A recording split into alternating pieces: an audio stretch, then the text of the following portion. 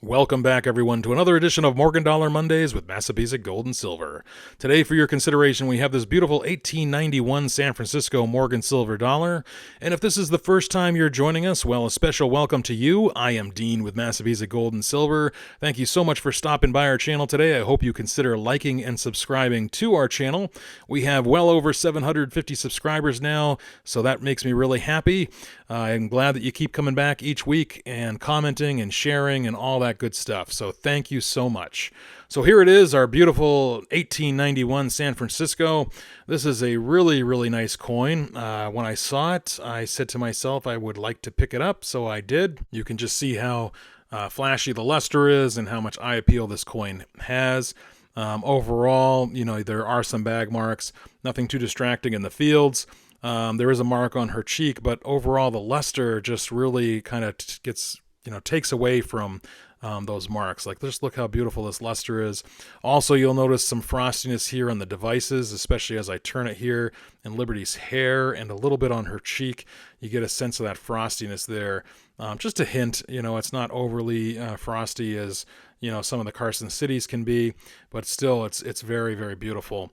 And you can see how easy it is to get distracted here in the flashy luster and just the really awesome strike here too. This has got a full strike, just really, really beautiful. And then just that hint of frostiness there you can see as I turn it here in the lower light.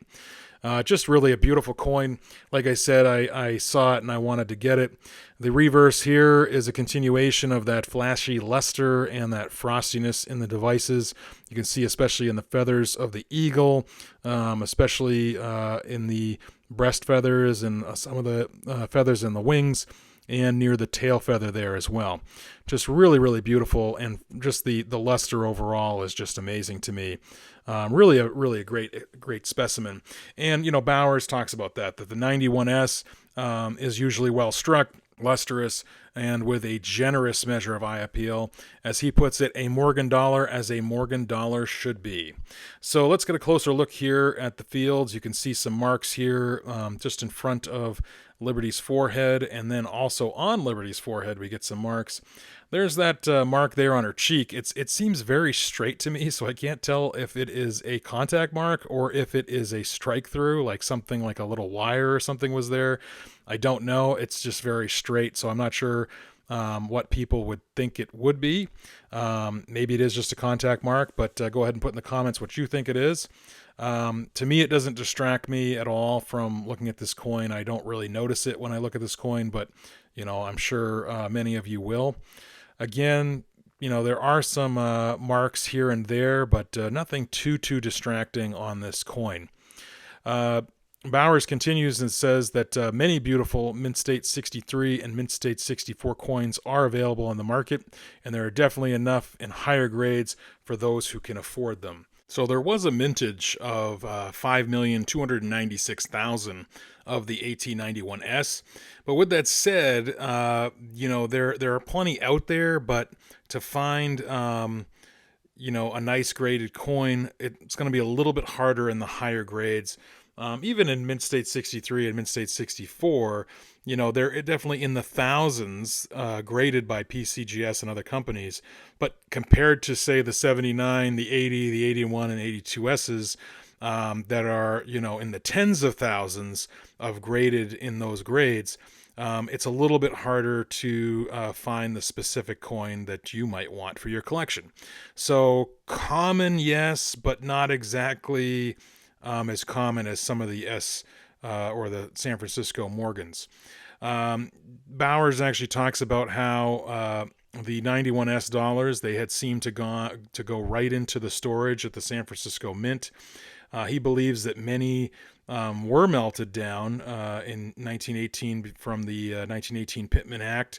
But of course, there was no records kept of what they were melting, so we really don't know how many were actually melted.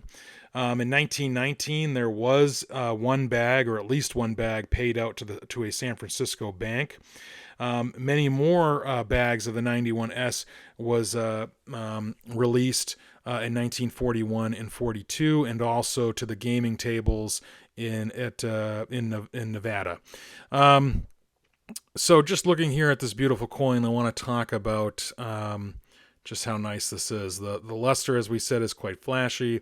I hope you've kind of got a grade in mind for what you think it is.